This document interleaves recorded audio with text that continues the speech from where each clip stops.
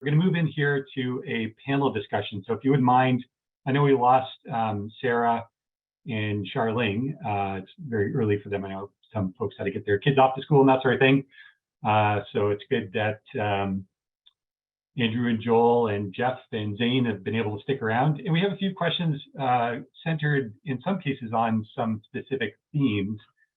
One, I think more of a general question, which I may pose to some of the sort of, I guess, lead authors of the high-level screening guide, Jeff and Joel.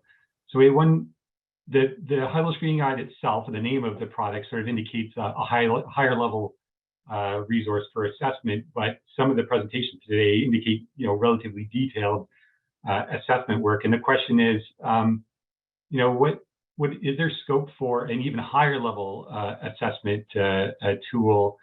Or maybe you could offer comments on the flexibility of the high-level screening guide to be applied for detailed assessments as well as very high-level assessments.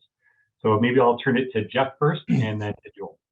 Yeah, I think I can start with that. Well, first of all, I think the initial idea when we were theming this up was we call it PIEVC Lite. A more streamlined version of utilizing the PIEVC process. Now, by calling it the high-level screening was largely to say that this is a first slice of risk assessment for many purposes. Now, it doesn't necessarily discuss detail. So you can drill into heavy detail, heavy analysis if you want using the tool, or very light proxy other data related to this assessment. So I think the hardest thing is that the cover of the book says high level, but I think it can be applied either way. But it was largely an attempt to streamline the process and modernize the process as well. A lot of the language, procedures, and things for the practitioners. So Joel, do you want to add on that maybe? Sure. I think much like any of the PIEVC products, they've been designed from stage one to be flexible. So they can be used at a very high level, and they can be used in very detailed assessment. And as I've learned over the last 15, 20 years, what you mean by detail is different depending on who you're talking to. So it could be very broad, or it could be very deep, but the protocol has been designed to do both of those sorts of things. There are situations where you may want to go even a step higher in terms of screening, and that was the reason why the large portfolio screening guide was developed, and that will be released shortly. We're going through the final stages of the release process of that, but it goes to an even higher level in terms of how to look at. We did a portfolio of 9 buildings for BGIS. It could have been some folks in this room probably have done assessments of thousands, and you need to have something to really sort that out. I think also, Dan, that the development of the product was the original protocol really had the requirement for engineering analysis. And this sort of, it's still optional. You can still add in engineering analysis, but doesn't have to be specifically professional engineer driven tool. Yeah. You can be part of a lot of processes outside of having to hire an engineer in your process. There are many applications where you must have an engineer, of course. But I think, if you're doing some capital planning and within a municipality and a public works department, you could use this tool without having professional engineers assigned and a variety of things. So I agree with that. If I could just build on that, at Morrison Hershfield, we're working on this question and thinking about how to embed climate action on mitigation and adaptation across all our projects. And we do about 7,000 projects a year. So we can't do it at this level that we've been talking about typically on all those projects. So we have to draw out some of the thinking and the expertise. And one idea is just to, bring together some expertise in sort of a working sessions, just to get some of the insights, perhaps back that up with a bit of a, quick climate profile, historic and future, just to inform that discussion. And another one is to consider just a limited number of elements related to the project and climate elements and interactions. And that way we might be able to kind of quickly get to the heart of what might be a critical issue on a given project, but still, bring in the essential elements of the process. So those are 2 thoughts. Great, thanks. Zane, any thoughts? Only to add that I mean it's there's this filtration process, right? That to go through, even the climate lens describes it. Look at your vulnerabilities first from a bigger perspective to get to figure out what's really at high risk. You do that detailed that assessment and help to narrow it down and manage what is often so many assets to consider. That's all I have to add. Great, thank you all. And we'll move on to our next theme, which I think is the most prevalent theme in the questions, which is all about the scoring method and the middle baseline approach. There's several questions about this. So maybe we'll start first, again, with Jeff and Joel to give a background to this method, how it was developed, and maybe some of your experience that led to its inclusion in the high-level screen guide. Yeah, I can give you, so the original PIEVC protocol had several approaches to establishing likelihood, different scales, some probabilistic, some qualitative, some otherwise objective. So there's a variety of things, but what I think suggested to happen was a lot of the, and generally PIEVC is best routed by having a climate scientist partner. They're making some of these decisions. But as we went through and kind of looked at it, there was a tendency to use sort of one generalized approach. And that generalized approach was relatively qualitative in assigning things. And as each practitioner from the last 15 years did this, they created different approaches and different ways to assign likelihood scores. We used to call them probability scores, but likelihood scores towards these things. So we came up with we kind of looked back, audited, and said, really, this is, 9 times out of 10, we're kind of using this relative approach anyway. So we kind of rebranded it, sifted it out to this middle baseline approach where you kind of start in the middle and you have more or less. You can use more quantifiable scales and a few things, and you can create your own scales. It's still just guidance in a direction. But I would say when you sit down with a climate scientist, climate specialist, and go through this, it's a really powerful tool to do that. And each climate parameter can have different starting and endpoints in terms of the scale. So I think it's there. It's not meant to be just a checkbox exercise. You need some good data, good collaboration with somebody who knows climate to be able to come in here and do these things. And maybe because the group of us make it look easy, it looks easy. There is still there's still work behind it. So Joel? Yeah, I was going to say something else, but I just want to feed off what you said. It looks easy. What I've always said about PIEVC around these sort of high-level screening processes is that when you write it down, the math, the equation, it's three parameters, they're simple, all of that's really easy. But what's going on underneath the surface requires a lot of expertise.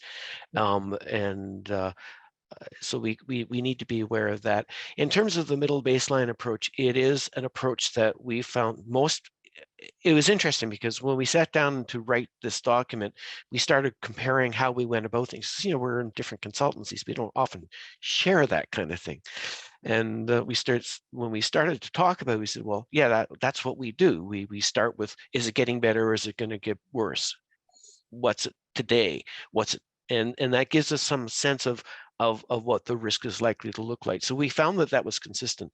I do know that there are situations where that approach is just not doesn't work for me. In particular, is the special case events where it's like really rare but really bad, like tornado hitting the building.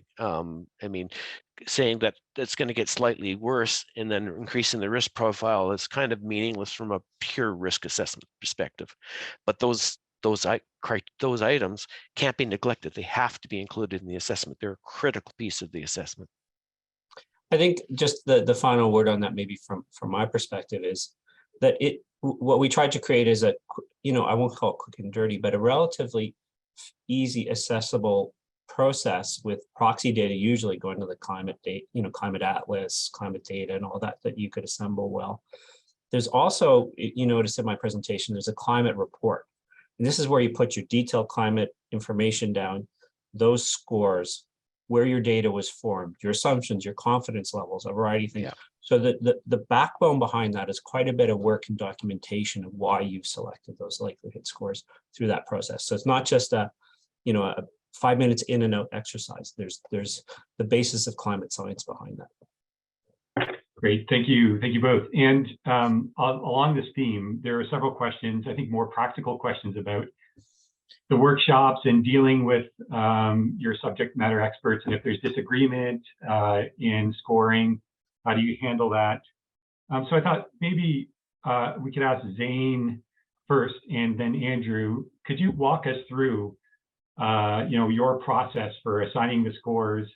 How did you handle disagreements? How did you select timeframes? That's something that came up. If your timeframe is long enough, your likelihood starts to approach 100%. How do you handle that? So if you wouldn't mind walking through your process in a minute or so, hitting on themes like time frame, on selection of future climate scenarios, on managing disagreement amongst your subject matter experts. We'll have Zane and then maybe Andrew. So the process for sure was to include the right people at the table, and we were in design. So we had hydrotechnical, hydrological engineers who were designing the process. We matched that with someone from the owner for hydrotechnical engineering. For geotechnical engineering, the designer was in the process of analyzing geotech engineering. Well, we had to make sure we had a partner on the owner's side on geotechnical engineering. So we had those conversations, and we had discourse. We had disagreement. We had in-depth discussions, and that's what we wanted, right? So we could document what those considerations were from all perspectives, from multiple perspectives of general civil and hydrotechnical and environmental and all that. So we could document that discussion so that designers would be informed of what the concerns are from various perspectives. And that was a necessary step for sure to get that discourse out there. And then we boiled it down. We had to resolve a climate risk score, consequence score. And often we would defer to higher rather than lower to sort of reflect that one discipline had a concern that was maybe a strong component. It was really just to tease out that discussion and document that so designers could say, oh, that's what that person was thinking about. That's what that discipline is concerned with, so we can now address that risk. Andrew? Sure, no, thanks for that. Just a couple things. One is that given that we're often bringing people into these sessions and this process that they're experts in their area, but they're not so familiar with the process, we found, and Joel was really helpful for us and Joan on these BGIS projects and some other ones we've done together, just taking time to have education sessions to really explain, like what you did, Jeff, with us, sort of lay out the process. And what I was thinking about in the previous question is just really the importance of taking time to clarify what these different terms mean and make sure everyone has those definitions in their hands. So we have a good grounding as we get into the discussions, the exposure, the likelihood, the consequences. Yes, I like the idea of elevating, and Zane, I was fortunate to participate in some sessions with you and your team. That was great. And sometimes you just have to put some things in the parking lot, right? And I think, Joel, you helped us with that a few times. Just say, okay, we got to move on. We got a lot of interactions to deal with, and we'll cycle back on those ones and try to understand if there's a big difference of opinion about what's going on. Why is that? And or does everyone have a common understanding of what it is we're trying to do here? So those are my quick thoughts on the question, Dan. Great, thank you both. And I mean, another recurring theme along these lines was managing extremes, and maybe Joel, you mentioned something about the sort of difficulty managing extremes and discussions about tornadoes and that sort of thing. Could you offer any advice to those who may be thinking about going through this process with respect to very extreme, low probability events? Yeah, I'm going to give this kind of like a two-pronged answer. The first one is from a pure risk perspective, those sorts of events are miserably difficult to figure out because very low frequency, very high impact events are the ones that most of our clients have most difficulty getting their heads around. I mean, the loss of a structure is a catastrophe, and how can you say that's low risk? And the answer is because it may occur once in 30, 40, 50, 100, 200 years, whatever those numbers are. So they're difficult to deal with. Within these processes, they have to nonetheless be considered, because what we are seeing more and more often are events that we would have historically deemed is rare, but they're no longer rare. And so we need to contemplate those sorts of things. So the way we've done that is both in the PIEVC protocol and in the high-level screening guide, treat them as special cases. They have to be pulled off to the side, and then they have to be passed through the lens of the subject matter team in terms of what does that mean, and are we comfortable? And one of the things I always come to, are you comfortable with that assessment of risk? As a team, are we comfortable with that? Passing that through our risk appetite lens, is that what we really think is important? Is that where we want it? And the reason this is important to me as a risk specialist is that if I say that that is a really high risk, then my client's going to spend a lot of money trying to fix it. And so this all comes down to matter of prioritization. Where do they spend their best buck? And tornado proofing my house is probably not the best bang for the buck. That's a bad expression for that. But so it needs to be considered. It needs to be put out on the table. It's going to score typically low, medium risk, but it still needs to be then further documented in terms of here's what the considerations of the team are. Okay, thank you very much, Joel. So we have, I guess, a couple of practical questions, which I might turn, I think, first to Zane and then to Andrew. So this is always helpful information to get out to potential users. So what are the cost impacts for following the PIEVC protocol in infrastructure risk assessment? And how can these costs be included in the budgetary period? So first, Zane, and then Andrew. Sure, and I'll say also I'm joined here with Ian Pilkington, Chief Engineer from the BC Ministry of Transportation. So Ian, if you wanted to chime in here as well, you're welcome to, of course. So how do we address the cost impacts? Well, that's a powerful question. Certainly at the end of our high-level screening guide assessment, we pass that off to the designers for them to determine whether or not there is additional adaptation measures. So in the case of high-level Kearsley-Dale project that we assessed, we saw that there was the side slopes at 2.85 to 1. Well, that we got to go back and revisit that, do some more analysis, and maybe that needs to go to 3 to 1. Well, there's a cost with that. Well, those costs are now expected to be reported in the design process, right? And we also have the ministry's technical circular, their policy document, which instructs designers that they have to use climate design criteria, this design criteria document, which then has a column in it to itemize and put in there the cost for that adaptation that they had to make. So that's where that cost lives. So Ian, is there anything else to add to that? One thing I would add is a government entity, and Zane has mentioned our this technical circular or policy we basically have in the BC government. I think if nothing else, having that policy is now making our designers as well as our project managers think about that as a cost item even before they go into a project. I think they're starting to recognize now that these things are happening. Designers are going to start asking for potentially additional funding because they have to account for climate change. And I think it's kind of a new mindset to wrap your mind around. It's for us, it's just like, I think of it very similar to when we started doing seismic design in our structures 30 years ago or so. It was a new thing. We knew it was going to cost money. And now it's just part of a project. You know, you're going to have to account for seismic design. I think that's what's happening here. And we're still trying to get a sense of the magnitude, but it's, if nothing else, I think people are bracing themselves or anticipating and setting aside, we're going to need extra funding, just like we need funding for Indigenous consultation and environmental items. Climate adaptation is going to be in there, and now people are kind of wrapping their head around that. So if nothing else, this kind of stuff helps that, so it's not a shock later on when we come back and say, oh, we need 10% more to account for climate change. Andrew? Thanks, all good points. And I would say, it can also include climate mitigation, reducing carbon emissions as part of similar types of conversations, just really starting with an understanding of what's going on, the need, the direction we're going, avoiding future shocks, being proactive. I think that's all this discussion around understanding, the risk level, and for those areas that are potentially higher risk, the business case around taking action versus not taking action. So there's going to be much better informed decision making with the outputs of this process that at the end of the day is likely going to save money in many cases if appropriate action is taken. For those things that are maybe not so high risk, it makes a lot of sense just to sort of have this information available and integrated into normal, rehabilitation upgrade cycles. So you don't have to rush out, and you just can't possibly rush out and do everything at once. So just, do good planning as part of, for certainly for existing assets in terms of maintaining and upgrading them.